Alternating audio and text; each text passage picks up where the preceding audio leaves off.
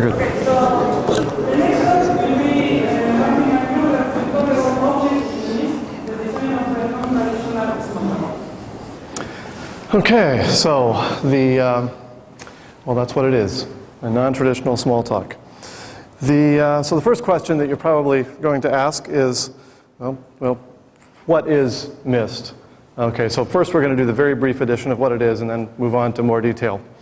So MIST is an open source project to implement a variant of Smalltalk, and that variant of Smalltalk is called MIST, conveniently named the same thing as the project. The language is slightly unconventional. It's still very close to Smalltalk, but it's got a few wrinkles. We'll talk about those towards the end of the talk. But it's even more unconventional in the way that it is implemented. It is written almost entirely in itself, and it does not have a virtual machine. It runs directly on the hardware. And we'll talk a little bit more about what that means here in just a minute. And so one question is, well, how did this come about? Where did this come from? So about at least 5 years ago, I first realized that with modern JITting technology, you don't actually need a virtual machine. If you're actually writing the, if you're actually having something that at runtime can write machine code at runtime, then there's no reason that that couldn't be written in Smalltalk, and that by running that and putting those bytes into memory and executing them, then you wouldn't actually need a virtual machine at all. So when I tell people this, sometimes there's a little bit of confusion about what a virtual machine is anyway, the definition of one. So the definition I looked on that most authoritative of all resources, Wikipedia, and it says, okay, a virtual machine is a simulation of a machine, usually different from the target machine where it is being simulated. And so that's the first thing. It's a simulation of a machine. It has like an instruction set, a memory model, that kind of thing. And it also says that an essential characteristic of a virtual machine is that the software running inside is limited to the resources and abstractions provided by the virtual machine. It cannot break out of the virtual environment. And that is, there are ways to do some of those things inside of typical Smalltalk virtual machines, but mostly. There is an instruction set, there are byte codes, there's a memory model, that's objects, there's an execution model, which is usually, traditionally, some sort of stack-based machine. And a Smalltalk virtual machine is usually thought of as having these things. You have an instruction set, you have a memory model, and you also have primitive methods provided because Smalltalk can't live without primitive methods by the design of the language. And primitive methods don't really quite fit neatly in the categories of the classic Wikipedia definition of a virtual machine, but they have to be there anyway. So I realized that you didn't have to have a virtual machine necessarily. And I thought, well, that's kind of interesting, but is that a good idea to make something without a virtual machine, even though you can? And I didn't really know. But I thought about it a little bit, and off and on. And at one point, I was reading a book about Erlang, and thought, well, yeah, that actor model and those kinds of things would be interesting to experiment with in a Smalltalk kind of world. But then I realized that you'd really have to mess around in the virtual machine to do it in that way, and so it sounded like a pain. I really wanted to just sort of do it in Smalltalk or do it something else up at that level without having to really cross that hard line, because it's hard to change a bytecode set. All the bit patterns are usually taken and that kind of thing. So I started thinking about this a little more seriously, and the ideas started coming gradually. That there were ideas, oh, you could do this, and oh, you could do that. And some of these ideas were just totally crazy ideas. But eventually, some of the ideas started supporting each other and reinforcing each other, and when taken as a whole, didn't really seem to be all that crazy anymore. So at some point, I just said to myself, I gotta know if this thing would really work, so I'm gonna build it. So that's where the MIST project came from. I started doing some coding, and I would code, and then I would set it aside for months at a time. And I would come back, do a little more code, and then set it aside. This is a personal project. Those of you who saw my my talk yesterday are well aware of who I work for. This is my personal thing that I do in my spare time. So for more than 2 years, I just kind of kept this to myself. I would talk to a very few people about it. But more recently, I've been talking to more people about it at ESUG, went fully public, put the code out on GitHub, and started coding a little more rapidly.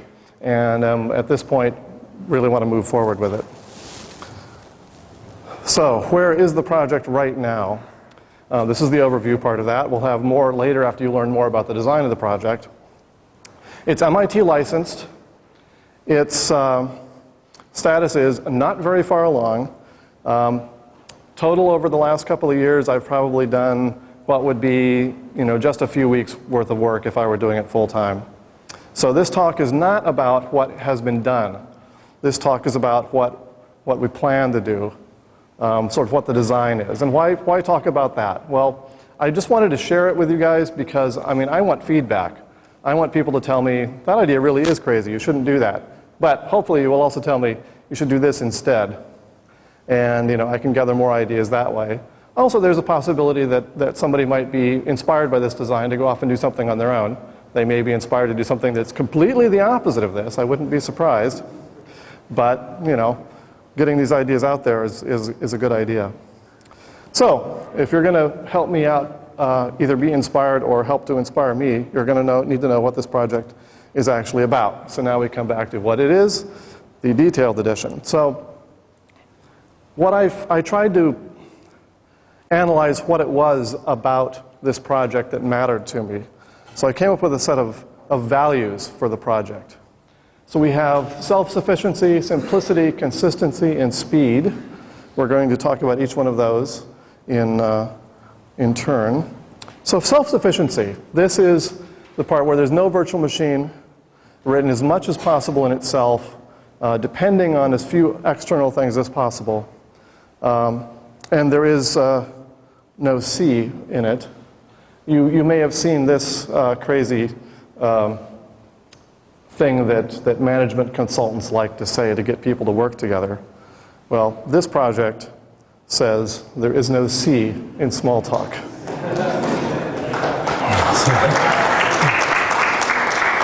So why should Smalltalk depend on some other language? C doesn't. The C compiler is written in C. Forth is a system that's written in many instances completely in itself. So I have a goal for this project, for the life of the project, to never once invoke a C compiler. So far, so good. So then the question is, well, how can you do that? And the answer is that MIST compiles, using a compiler written in MIST itself, it compiles each method to machine code, and then the methods execute directly, as native machine code. They do use dynamic method lookup, so it's a fully dynamic, just like we're used to. So that works okay.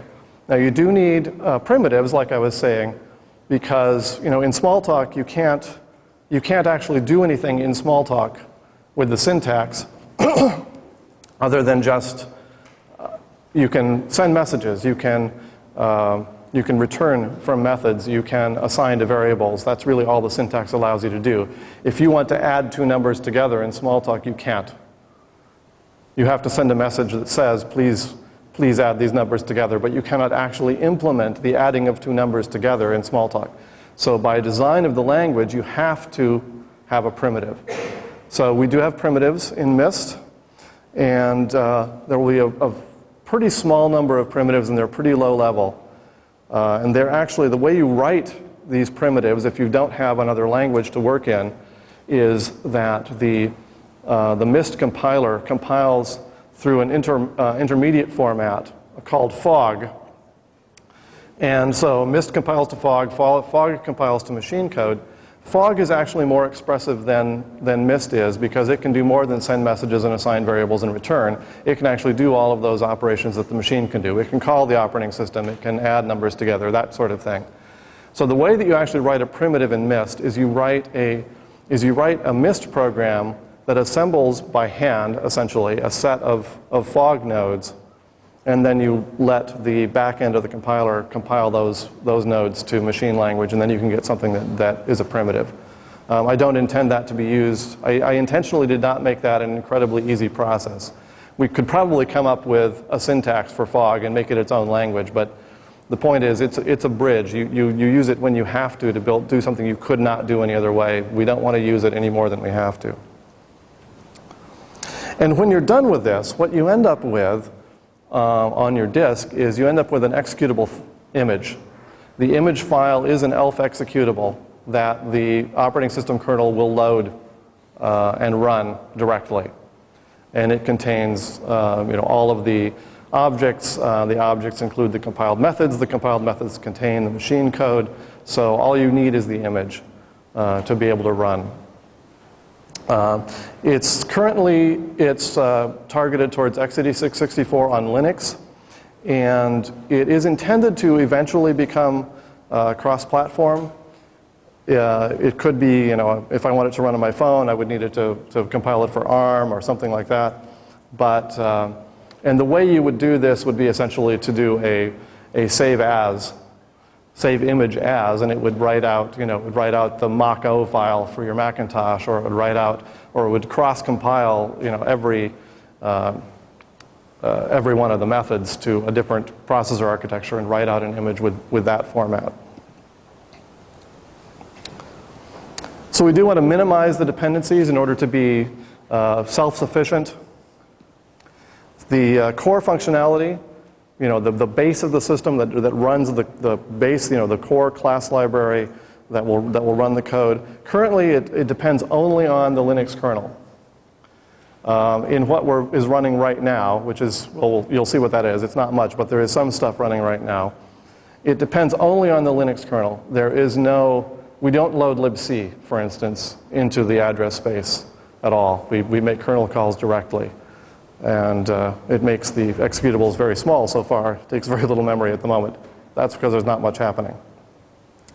So if you've ever tried to compile glibc, you know that it takes a long time to compile. It takes several times as long to compile glibc as it takes to compile the kernel for my machine. The libc shared library itself is about half the size of the kernel. So it's a pretty big pile of code, so being able to not use it is pretty good. Now there are a few functions in libc that are pretty useful that would be nice to have, especially the mathematics. There's nothing to say later on that you can't load it if you need it, and if you're going to call external libraries, you probably will need it. But but most of the stuff in there seems to be just making things convenient for C programmers, and so far I'm finding it easier just to call the kernel.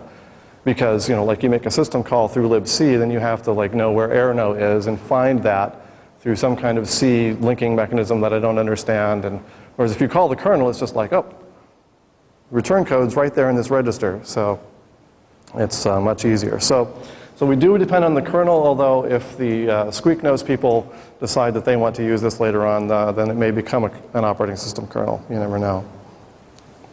Okay, the second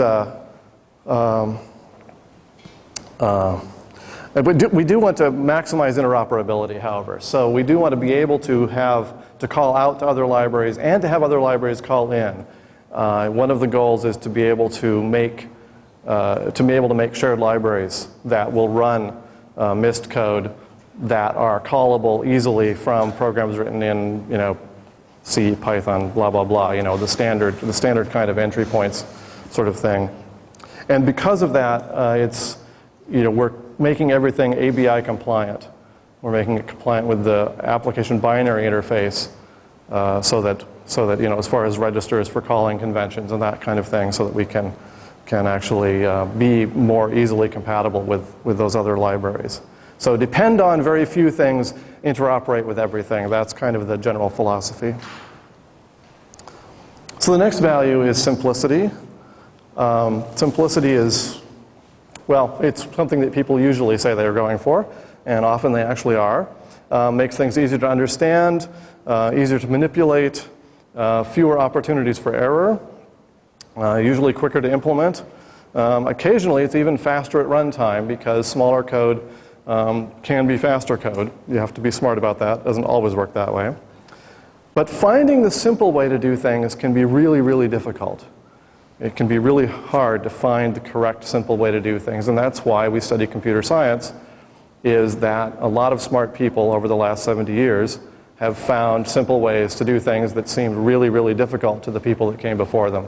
And by studying what they've done and trying to extend it, we can do better. And this is a quote that I've always liked. Everything should be made as simple as possible, but no simpler.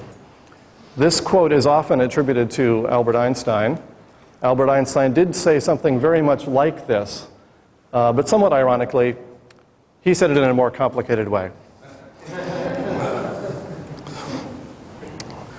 The next value is consistency. So one of the things that I believe this was stated as a Smalltalk goal by Dan Ingalls at some point, something to the idea of that the idea of Smalltalk was to have the smallest number of concepts as possible uniformly applied. And so the simplicity is about the smallest number of concepts. The consistency is about uniformly applied. So you want to have a few basic rules, and you want to avoid exceptions to the rules as much as possible. One of the things that in Smalltalk is usually an exception to the rule are things that are optimized at the compiler level, the compiler that compiles to bytecode. So things like if true. Typically you can't write an if true method on some arbitrary class and expect it to get it executed because the compiler optimizes that out. Now this is an exception to the rule. You have to learn that exception to the rule, and you do gain speed that way. But we would like to avoid this because it is an exception to the rules. If we can get something that works well enough for our purposes without doing that, it would be better to do so. And the final value is speed, which may be a little bit in tension with the last one. So the goal for this is not incredibly well defined. The goal is to be reasonably fast. Should be at least in the same speed class as the most widely used Smalltalk implementations. That set of implementations that we all work with. It should be at least in that same basic speed range. It shouldn't be a lot slower than any of those. If it's a lot faster, I wouldn't mind. I'm not necessarily expecting that, though. And we'll talk a little bit later about some of the conflicts that you can get between simplicity and consistency and the speed. And you kind of have to balance those, because sometimes it's a trade-off. So that's our values. Now, in order to implement these values, there's several concrete strategies. The strategies are, and we'll talk about each one of those, spend memory freely, start simple, look for broad solutions, and try to leverage the 80-20 rule. So for memory, we've got a lot more memory these days than we did when most Smalltalk implementations that are around now were originally designed. I mean, most Smalltalk implementations were written or designed at least at a time when 10 megabytes of memory was huge. I mean, that was just, probably a lot more than you actually had, 10 megabytes. This almost 3-year-old cell phone has half a gigabyte of RAM.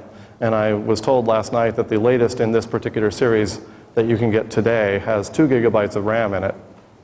So we don't have to be quite as parsimonious with our memory as we used to. Now, I don't want to waste memory, but what I do want to do is I want to spend memory. If using memory buys me simplicity, or it buys me speed, or it buys me consistency, then I'm going to do it. I'm not going to worry about running out of memory anytime real soon. If it becomes a problem, then you have to do something about it. But when I look at the initial design, I'm just not going to worry about memory much at all. So starting simple, this is about, do the simplest thing first. And then if you think you need more complexity in order to gain some speed, or you want to, get some more functionality or something, then go ahead and do that, but test your assumptions. If you say, oh, if I do it this way, it will be faster, don't do it that way first, or try not to.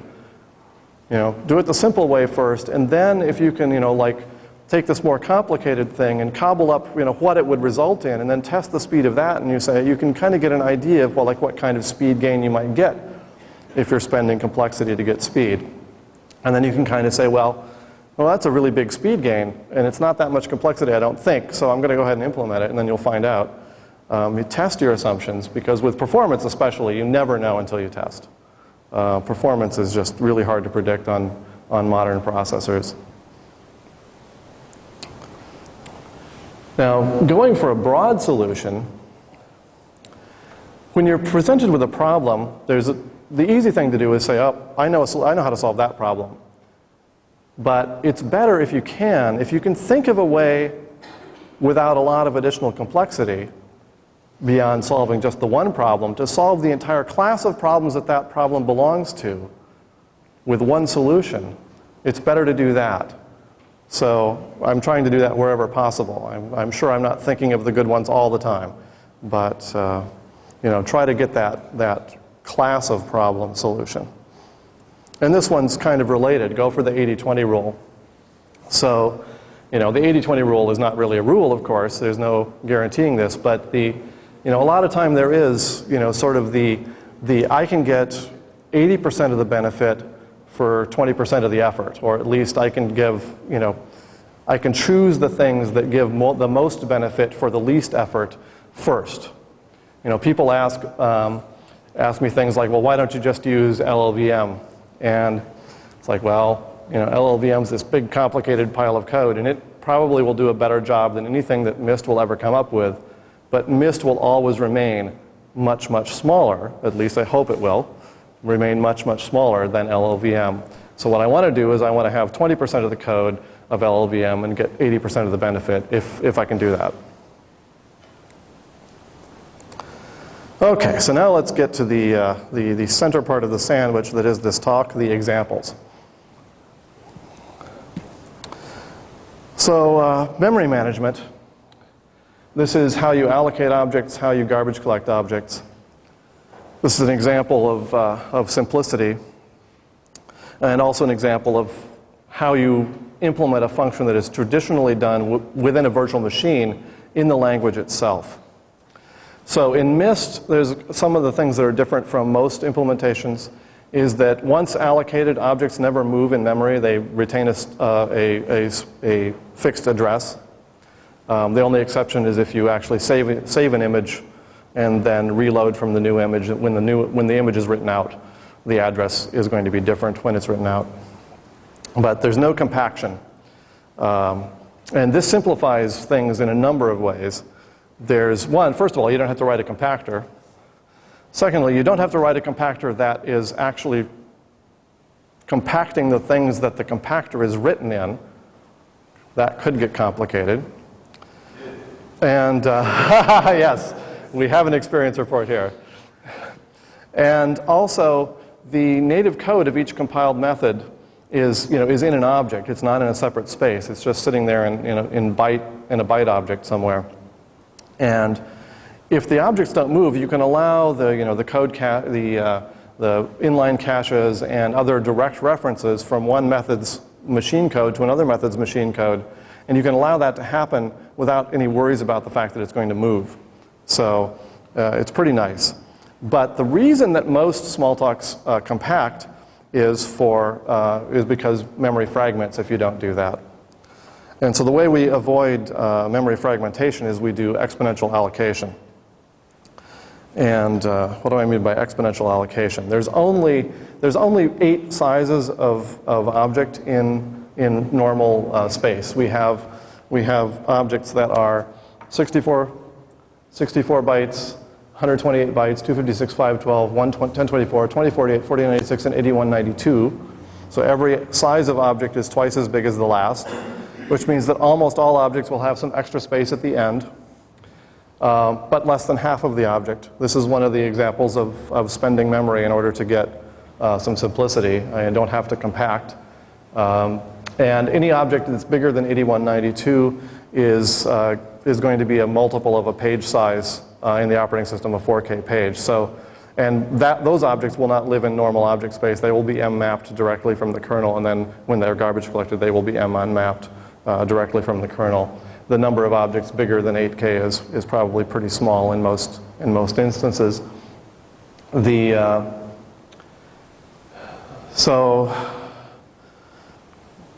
So this is actually the data structure here there's a class called Object Manager, and there's a singleton of it called the Object Manager, and it maintains these free lists of free objects. And each free object is of class free space. So even when an object when memory is free, it's still an object. You can still send messages to it. And this makes it much easier to manipulate. And each one of these free space objects has a next pointer that points to the next one in the list, and it's a singly linked list. And here we have a couple of sizes that we don't happen to have any objects in inventory right now for that. So let's take a look at some of the actual object allocation code. So here we have, in behavior, we implement basic new, which just says, well, the default basic new is basic new with no indexed instance variables. So the basic new with the number of indexed instance variables, it says, well, ask myself, because I'm a behavior, I'm a class, right? You know, what physical size are my instances when they have this many indexed instance variables? And each class has to know that, but each class can figure that out based on how many named instance variables it has, and whether it's indexed instance variables or bytes or words or something in between. So it's every class's responsibility to know what physical size of object it needs. So then you say, well, you know, the object manager, let's give me a free object of this size. And you get back a new object. And now that object is still of class free space. So you tell that free space object, initialize yourself as an instance of me. And once that happens, one of the things that happens in there is that the appropriate fields are set to nil, the appropriate bytes are set to 0 if some of them are byte objects, and the class is set to self, to the behavior we're in, and then it's returned. And so the key here is this get free object of size. Let's take a look at that method. So get free object of size, and we get a physical size. We increment an allocation count.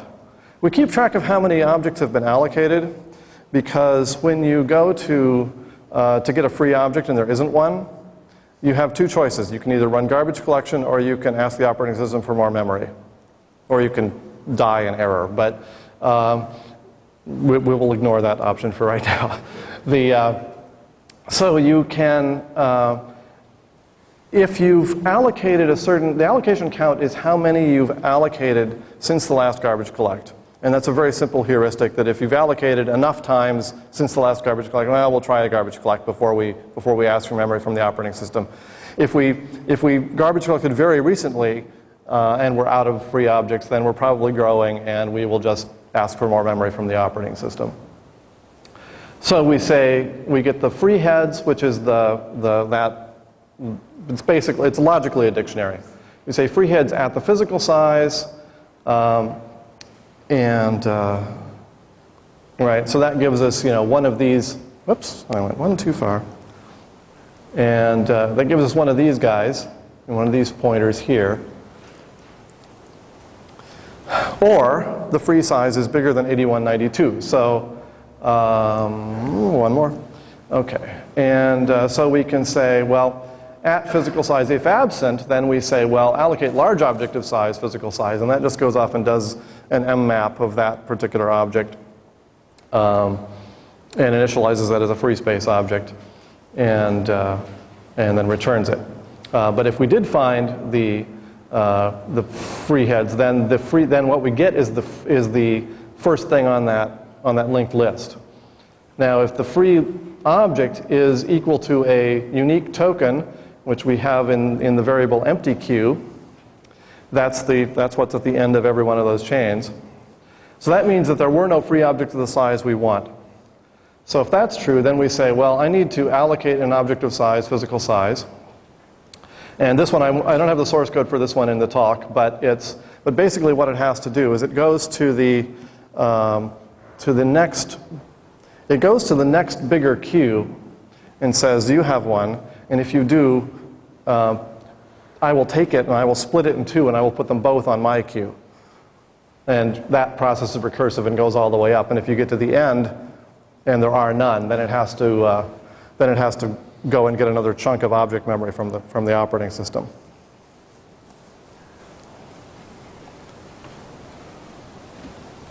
And it keeps only going 2 when I press the button 3 times. Okay. So we'll allocate the object, and then we just take it out of the linked list. So we say the free object is the, then after we've allocated it, then there will be an object in that queue, so then we grab it.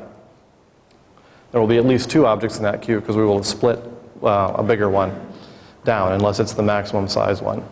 So then we say free heads at physical size, put free object next object. So then we've removed, we've moved the link down to the next one, removed from the singly linked list, and we return the free object. So that's basically all it takes, other than the implementation I haven't shown you of that, to allocate an object. What does it take to garbage collect an object? So here we have a couple of methods that are defined for every object. So in the class object, we have this method called gcmark and gcsweep. And so we're referencing this is gcmark. Now this is an instance variable. Now in most implementations, this would be a word in the header or a bit in the header. But here it's just an instance variable. Mist objects have no headers, because an object header is something that is a fixed structure that the virtual machine can depend on. Here, we don't have a virtual machine, so we don't need a fixed structure, so we can get away with just using instance variables. And since we already have the mechanism for accessing instance variables from within the code, we can just do that. So we say, well, if I'm marked, then do nothing. And if I'm not marked, then mark me, and then say, all my references, and an object, has to know where its object references are, because it may have some. All objects have at least some instance variables. Yes.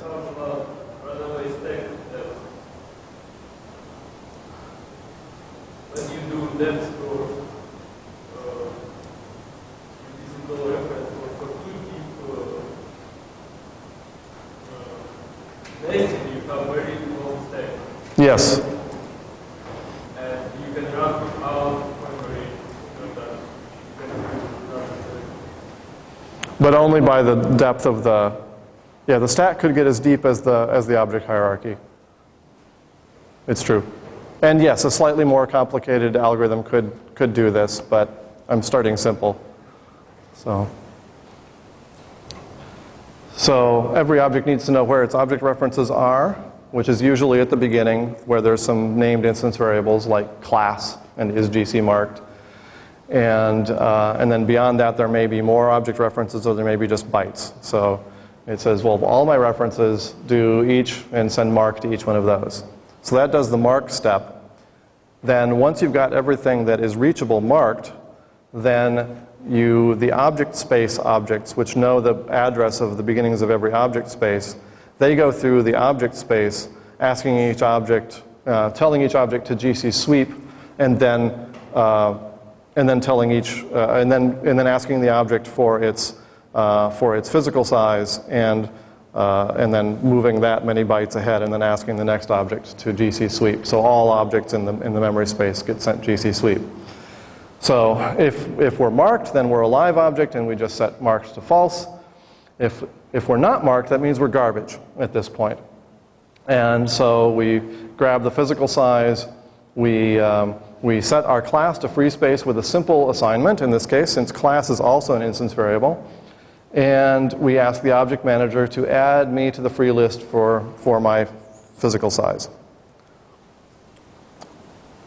And for free space objects, they define these messages to do nothing.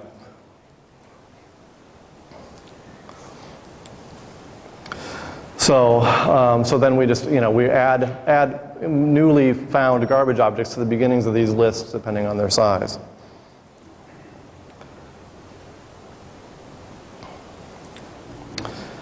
So, and here's the linking it in. It's very simple. It's just, you look up the size. Once again, if it's absent, that means it's a larger object than 8K, and we just unmap it.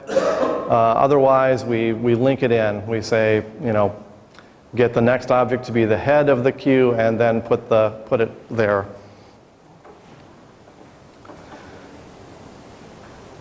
So what I've shown you is about a little over 30 lines of code. I've reformatted it since the last time I counted, so I'm not sure exactly.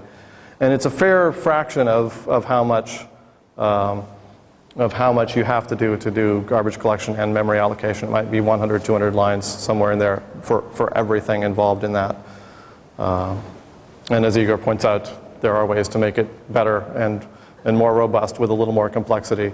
Also, this scheme works very well for very small object spaces, but it has to scan through every live object every time you garbage collect. So if your object space gets bigger and has a very large number of objects in it, then you probably don't want to use this scheme. You can use some of the reference counting schemes that are out there that start to look more attractive at moderate additional complexity costs without, that will handle those cases much better. So the next example is method lookup. Yes? Do you do any coalescing of contiguous blocks? Say again? Do you do any coalescing of contiguous blocks? No. No. Once an object is split into a smaller size, it stays split to that size forever. So you're eventually going to end up with a smaller size. I think that wouldn't be a problem, but I think it's polite to give memory back to the OS. Right. Yeah, it could be done with a non-relocating system. It's difficult to do that. It's difficult to give memory back because usually the memory space that you mapped from the operating system, it often has some object in it. And and if you never move that object, then that object will stay there forever as long as it's alive. I agree, but you do coalescing. Coalescing is just traversing all the free and indefinite. Yes. Yeah, coalescing would not be that difficult. This is one of the things that I want to experiment with and see how it works, because my hypothesis is that every application has some mix of large objects and small objects that it needs, and that eventually we'll reach a stable size of the pool of small objects. Because they will, every time you need a small object, you will just take an existing one. You only split larger objects when these small objects are exhausted. So we'll see how it works, But that's the thing, that's the strategy of start with the simple thing. See if you really need the more complicated thing. Okay, so method lookup. Now, with method lookup, I really didn't want to have to write method lookup twice, once at the high level in the Smalltalk code, in the MIST code, and once at the lower level in a primitive or something. So the ability to look up a method in a dictionary in MIST is written only at the high level. The low level does not actually know how to look up a method. Now, how can you do that? Because you have to send messages in order to do the lookup, and you have to do the lookup in order to send messages. So it seems like a paradox, but in fact, there is a way around it, and we're going to show that. So here, and so hold your breath. This is assembly code. This is we don't actually use an assembler, but so you can think of this as what the disassembly of the compiled code would be. And like all of the code that I'm showing you today, none of this is ever run. Therefore, it has never run any tests. Therefore, it has bugs. So bonus to anybody who finds the bugs in my slides. So we start out up at the top. This is we want to send a message, and what the compiler produces is this, to send a message. And there's more beyond the bottom of the screen. We're going to have a couple more slides here. But so you may have to move the arguments and the registers, first of all, into registers and stack locations as dictated by the ABI before you start, because you may not have been able to calculate them directly into the place where they go. So the first thing we do is we take what's in RDI, which is the first argument, which is the receiver, because it's the first argument is the receiver, and then according to the ABI, and then the second through N are the 1 through N of the actual message send. So you take the receiver and you put it in R11, which is a scratch register, which we are free to use for anything we want at this point. And then we AND it with 1 to see if it's a tagged small integer. So, and we have to do this every time because small integers are different. And I thought about not using small integers for a while, but then the computation for how I split objects during object allocation would require some arithmetic, and doing arithmetic would create objects, and creating objects while you're trying to create objects didn't seem like a good idea, so I put small integers back in as tagged. So the low order bit of a small integer is 1, so if you AND it with 1, you will find out whether it's a small integer or not. If it's not, you jump down a couple of instructions. If it is a small integer, you know at compile time, less changes to what method small integer has, you know what method there would be for the selector that you're sending. So you just call that directly. And then you jump to continue, which is down off the bottom of the screen a bit. Continue is the next thing after this message send. So if it's not a small integer, then you move the word at the location of the receiver, which is going to be its class. You move that into R11. And then the thing in blue is a monomorphic inline cache, for those of you who are versed in virtual machine stuff. So what you do there is you say, well, there's this expected class that I think this is probably going to be based on experience, or the compiler actually guesses, because it doesn't hurt it to guess. And then it says, well, compare those, and if it's not 0, then we have a cache miss, and I have to jump down a couple of instructions. Otherwise, I can just call this constant, which is where that method is, and then I jump down to continue because I've succeeded in sending the message. Now, if you have a cache miss, then you have to actually look up the object, and that's where the strange thing happens. So this is scrolled up a bit. The blue stuff is still the blue stuff. So we're at cache miss, and so what we have to do is now we say anything that's in a register that was meant to be an argument to the message send we're doing, well, we have to get that out of the way. So we're going to push all of those off to the stack. This is the hardware stack, the only stack we use. And we take into RDI, which is the first argument, which is the receiver place when we're going to do a call.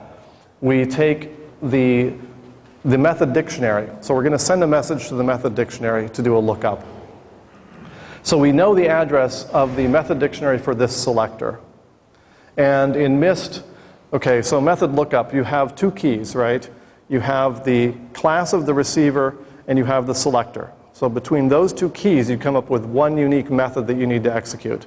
The traditional way to do it is you have a dictionary for the class, or a series of dictionaries that are searched in order up the superclass chain. And you use as a key into each one of those dictionaries, you use the selector.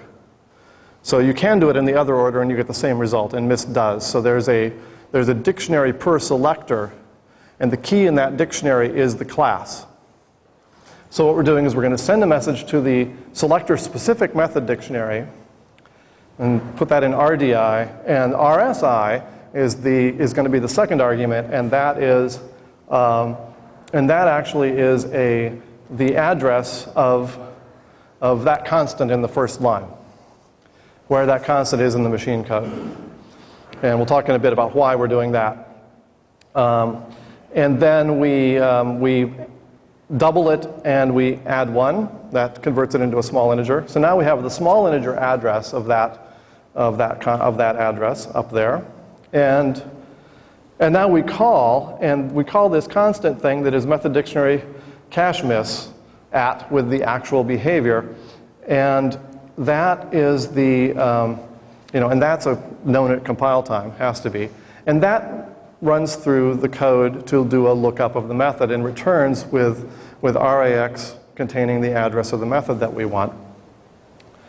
And the thing that you have to do to make this work is that you have to ensure that all of the methods that you execute, all of the message sends that you execute while this thing is going on, that all of those have their send site caches correct. So you never have a cache miss during that.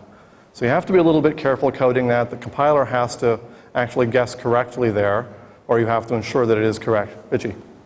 Now that I've heard it before, that we've done, I figured out that you cannot have polymorphism in the implementation of the lookup.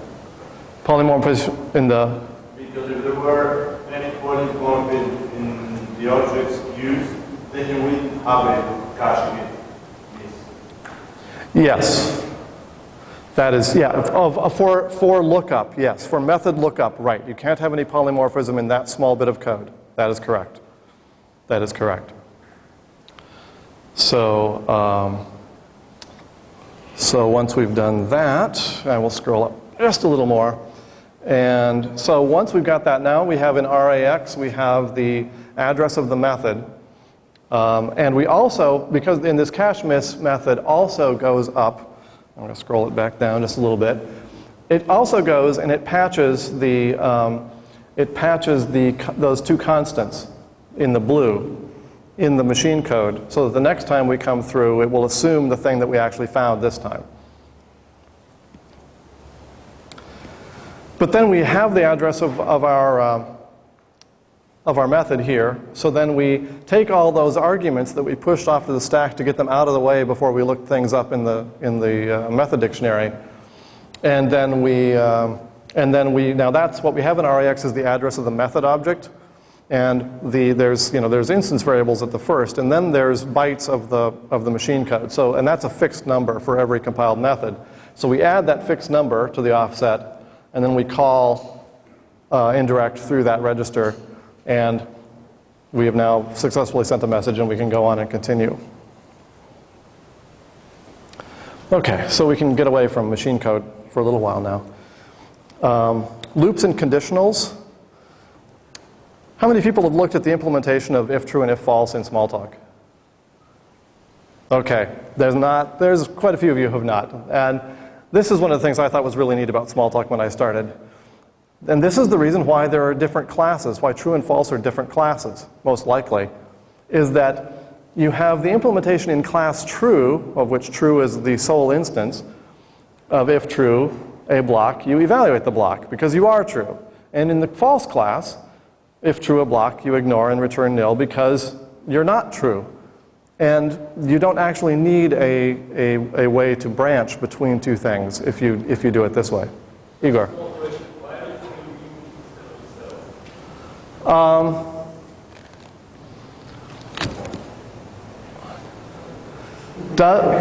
Yeah, it probably should be self. If you, I'm not sure. actually, yeah, no, because if it was equivalent to an empty block, and an empty block is nil, I'd have to actually check and see what other implementations actually do. It says it does return nil? Okay.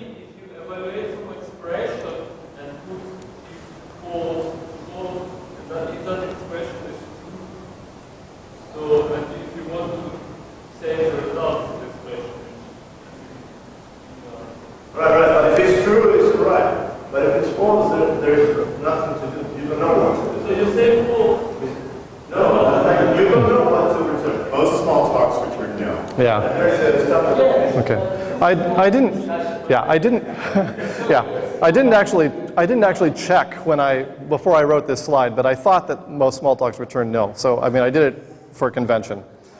So that's conditionals, and the if false and the if true if false and if false if true all follow the same basic pattern. So loops are a little more difficult. How do you code a loop in Smalltalk? Because there's no go-to, you can't go back to the top. So, not in Smalltalk. Well, okay. It's possible to implement that, but there certainly isn't in standard Smalltalk. Because all you can do is send messages, right, and assign variables and return. So the only way you can actually do a loop is through recursion. So this is what a recursive definition of small integer 2 by do might do. This particular method, which I'm going to go through very quickly because I need to accelerate my pace here a little bit. But this particular method just differentiates between the cases where the increment is 0, which is an error, or it's greater than 0, or it's less than 0, in which case, and then it looks and says, well, are we already beyond the limit so we don't have to do anything, and then it returns. And so when it goes on beyond this method, it's sending 2 by positive do or 2 by negative do, and we already know that it has to evaluate the block at least once. So the interesting thing is actually inside this, and the negative one is analogous. So by positive, so the first thing we do is we evaluate the block, because we already know it has to be done at least once. And then we compute the next index by adding the increment. And then we say, well, if we're not beyond the limit, then I will call myself, I will send the message again to next index to evaluate the block with that one. And we do this recursively. And it executes the block the correct number of times with the correct arguments. Now, the obvious drawback of this is that your stack gets deep. So if you're running a simple micro benchmark and you want to run it 10 million times, which with today's CPUs is about the minimum that you can run things and actually time them, you're going to have a stack that's actually about 40 million deep. So 40 million frames deep. So this is a problem if you don't want to do the compiler optimization that just takes this out of the compiler, which is an exception which we're trying to avoid. So going for the let's not just solve the one problem, let's try to solve the class of problems, I'm going to try adding tail call elimination, which is a well-known technique in a number of languages. So we're back to machine code, I'm afraid. So this is the same thing for message sending that we saw before. It's just right now here at the end, at continue after we're done sending that message, what we have there is a return. So in the add RSP some number, that is deallocating the temporary variables for that method by adding to the stack pointer. In this case, because we're adding 16 to the stack pointer, we're assuming here that we had 2 temporary variables. That number will vary depending on that, and then we're returning. So anytime we see that there's a message send and a return immediately after it, then that's a tail call, and we may be able to optimize it. You can't in all cases, but you can for many of them. So what you do here is instead of doing the calls that we did, and have I got the,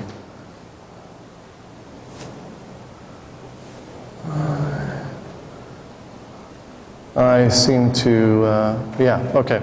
So instead of doing that, what you do is for this last one, instead of doing a call to the address that's in RAX, and then after you return from that, adding to the stack pointer and then returning, what you do is you deallocate the temporary variables because you know you can't use them again because it's at the end of the method, and then you jump to RAX, and you never come back to this point at all. So that method may return or it may jump on to other things. That's when you have all the arguments and registers, right? That's correct. Yes, and there are up to 6 arguments and registers in the x86-64 ABI. Yeah, there's a number of cases that you can't do this, and if any of the arguments are on the stack, then that's one of the cases where you can't do it. Yeah, it's. So here's a loop. So let's take a look at how this loop code works. So the first thing we do is we see there that we have an explicit return of the result of an if false call. So we can tail call eliminate that. So the first time through here, it comes down and it does the if false call, and then it jumps. It jumps to the if false instead of calling it. And the if false has an explicit return of a send of value. So instead of doing a call to the value method, it jumps to the value method. And then the value method has an explicit return of the result of a to by do method. So to by positive do. So it doesn't actually call that method, it jumps to it. So now by going roundabout, we actually have the ability to do a loop without gaining stack depth. So this probably doesn't do a whole lot for performance. Tail call elimination can help performance in some cases, but in this case we've got a number of things. We've got all these jumps to various places. We also have in the false there we have what is probably a megamorphic send site. That is because the block can be of many different classes when you send value to it. So, so it's unlikely to be the right one in the cache, at least the first time through the loop. If you're good and you have no other sends of value anywhere within the block that is being looped over, then you might cache that class and it'll be faster through there. But really to get around that, you have to do inlining, which is farther down the line and not within this talk. This also has a real effect on the debugging experience, because when you do a jump, there's no record on the stack of where you came from. So finding where you came from and getting a coherent stack in a debugger becomes difficult. That one I don't have a good answer for right now. And there are people that have done stuff on this particular problem. I haven't seen something that is both simple and works really well. So I think I'm going to try doing this first. At least that's the current plan. This design changes daily, but not, it's converging, and see how bad it is.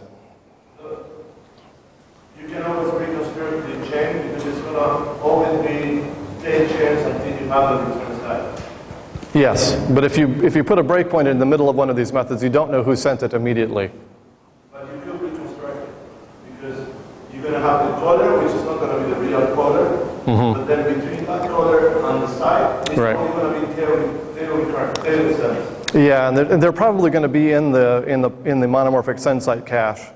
Good, I like that. I'll talk to you more about that later. This is why I'm giving this talk, to get ideas. So, okay, so that's all of the demos. So let's talk a little bit about what's different about Smalltalk at the language level. So the first thing is that this thing is well, okay, this term is a joke, just so you know. It has no meaning. But I use this term, massively single-threaded, to really emphasize the point that it's not just single-threaded from the operating system standpoint. There are no green threads. This is one thread right now. There is no way to do any kind of concurrency at all in the initial design. I mean, once again, one of the inspirations for this project was to do Erlang, style or actor style concurrency, and that's something I do want to look into later. But the initial thing, single-threaded. Now that does have implications for the debugger, because the debugger relies on you suspend the process and you run another process in your same virtual machine that debugs the first process, and that runs inside. So that won't work. So for this, we have a processor running in another operating system process that is also running MIST, and that uses the kernel calls, the same ones that GDB uses, for instance. It uses the kernel calls to attach to that process and grope around in its memory and that sort of thing. Streams. We're going to use Xstreams for this instead of the classic streams. Classic streams will probably be provided as an add-on package at some point, just for compatibility with other things. And the other thing that I want to do is a thing that I've been thinking about for a while, stream literals. Because it seems like you almost never use a string. You never need the random access of it. You're always going to serialize it, almost always. You put it on a socket, you serialize it. It's rare that you need to use those for actual random access. So it's usually sequential access. So something like this, where you actually have a literal that contains blocks, and when you actually try to use that as a stream, then as you get to the point where the block is in the stream, the block itself is asked for, well, block, put whatever you need to put on this stream, and so on. And so you can actually construct these things for output much more tersely than you could before. It would also be nice to have something that is analogous for input, something that takes the place of regular expressions but can also expand up to full-fledged parsing without being as ugly as regular expressions. And any ideas people have for that, I would love to see. Say again? Is it just pattern matching or what type of Pattern matching to parsing. I mean, ideally it would be both.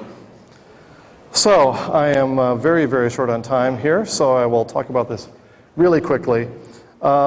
So we increased the flexibility and the accessibility of Smalltalk, both of which are strengths of the original Smalltalk, but we decreased the safety of all arrays or bound checks and all that stuff that Smalltalk has, because you can have the full power of the machine from inside Smalltalk. So the question is, can we have both? And there's a couple of things that I want to do, like with some enforcement of privacy, you might be able to control this a little bit without giving up everything.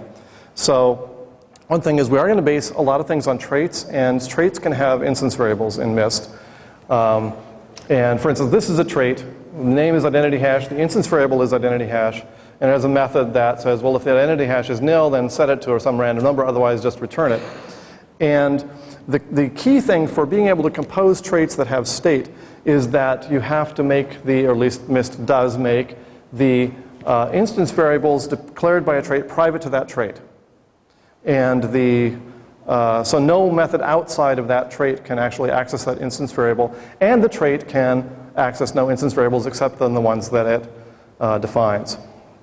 And I also have this crazy scheme for package private methods, which I think I'm not going to go into right now. It's kind of iffy anyway. So the question is, well, why am I doing this, really? I mean, hopefully you've gotten some of the idea, but if this project, even if this project is a complete failure, I have already learned a huge amount, and I will continue learning the more I work on this. If it does succeed, it will be a great venue for experimentation with the language, I think. And if it's really, really successful, and I hope it is, then it may become a really good place to develop applications. It is somewhat experimental. I mean, I know for a fact that this approach can result in something that will execute code. But the real unknown is it better than the other ways of doing it or not? And that's what we're going to find out. So the current status is we're bootstrapping this thing through Pharo. Pharo is currently producing, it's doing the fog to machine language compiler, and it's producing ELF executables, and those executables are running.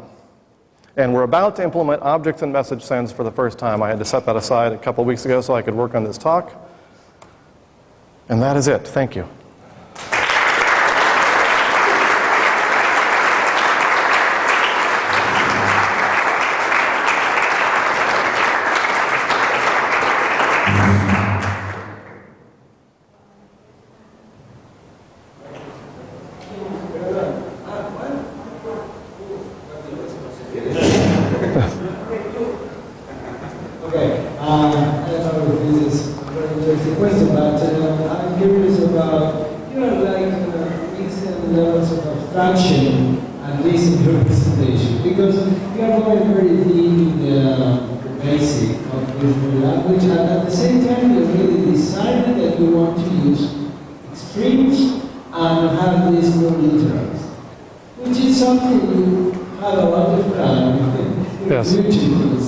Yes.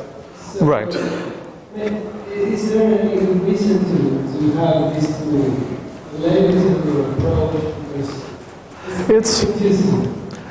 It is primarily an experiment in implementation strategy rather than an experiment in language design. So I don't want to go too far from Smalltalk, but it's very difficult to resist the temptation to put in something that you've always wanted to try. In fact, with the stream literals, I'm planning not to put in string literals for quite a while. I want to see how long I can live without them, because if I really miss them, then I know that wasn't a good idea. But what I think right now is that the stream literals could actually take the place of string literals in almost every case. Just simple question, where is the project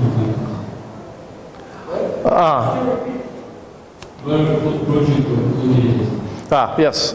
Yes, mistproject.org. If you go to the website, there are links there to how to get on the mailing list, where the code is on GitHub, how to load it up in Pharo and run it.